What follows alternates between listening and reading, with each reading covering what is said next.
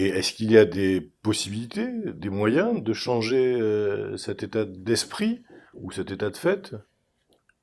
On y travaille tous, nous, médecins de la reproduction.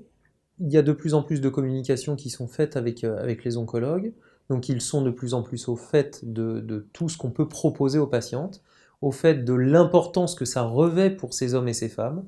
Et donc, je crois on y arrive. C'est un combat long, mais c'est un combat en tout cas pour la femme qui est relativement récent. Donc on est en train de gagner, qui sera gagné, et pour lequel on va permettre, dès lors qu'on va commencer à avoir des résultats, parce que il faut bien entendu un délai avant la réutilisation, il faut que ces femmes guérissent, donc on ne peut pas avoir de résultats immédiats, on ne peut pas le savoir. Donc dès lors que nos collègues oncologues verront concrètement que ce qu'on propose offre de réelles possibilités à ces femmes-là et de réelles chances avec des enfants qui seront nés issus de ces techniques-là, je crois que là, ça fera plus aucun doute pour personne. Et si les demandes aujourd'hui ne sont pas faites par les oncologues, c'est encore très décevant. Moi, j'ai bien vu la différence entre le moment où j'ai commencé à m'occuper de ça et maintenant. À l'époque, je demandais aux patientes si elles savaient pourquoi elles venaient me voir en consultation, elles en avaient strictement aucune idée. Parce que mon médecin m'a dit de venir, pour faire un examen gynéco, pour faire un frottis. C'était absolument ahurissant.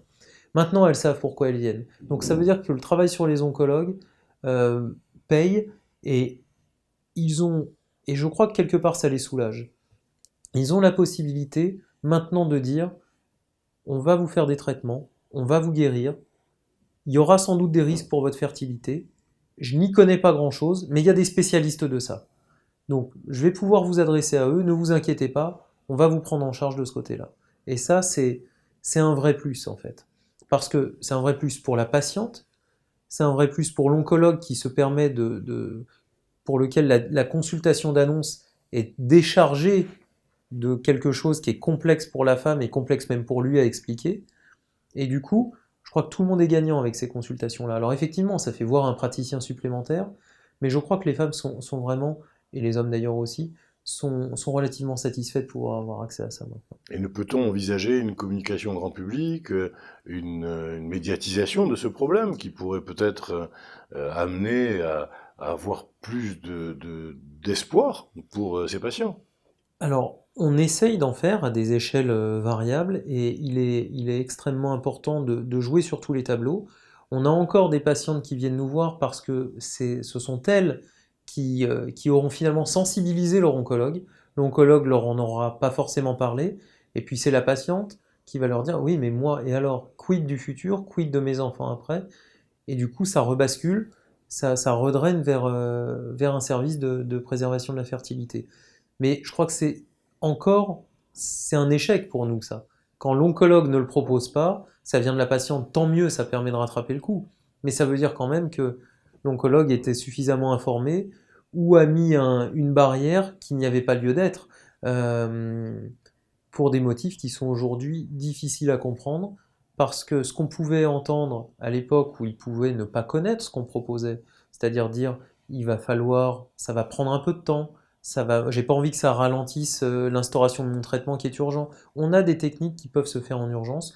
On peut répondre finalement quasiment à toutes les demandes, que ce soit pour les hommes, avant la puberté, après la puberté, que ce soit pour les femmes, avant la puberté, après la puberté, avec la seule limite pour la femme qu'il faut qu'elle ait moins de 40 ans.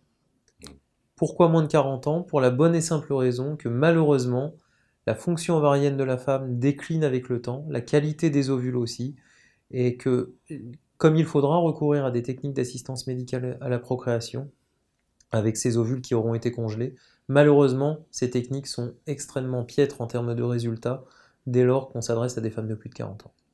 Et pardon, si je reviens sur ce point, vous avez aujourd'hui la possibilité d'aller rapidement intervenir avant l'instauration d'un traitement, même si ce traitement est urgent. Il est exceptionnel qu'on ne puisse pas intervenir avant. Il y a quelques cas très rares, très rares, et quelques cas rares, représentés notamment par les leucémies aiguës, quand il y a un pronostic vital immédiat qui est mis en jeu, là il n'y a pas le choix, ok. Donc, mais pour la plupart des cancers du sujet jeune, on a la possibilité de discuter des traitements qui vont se faire pour nous en termes de préservation de la fertilité. Des fois, si on n'a que 48 heures, 24 heures, on peut encore faire des choses. C'est magnifique et c'est très important de le dire. Et en tout cas, Live Doctors diffusera largement cet espoir supplémentaire. Merci à vous.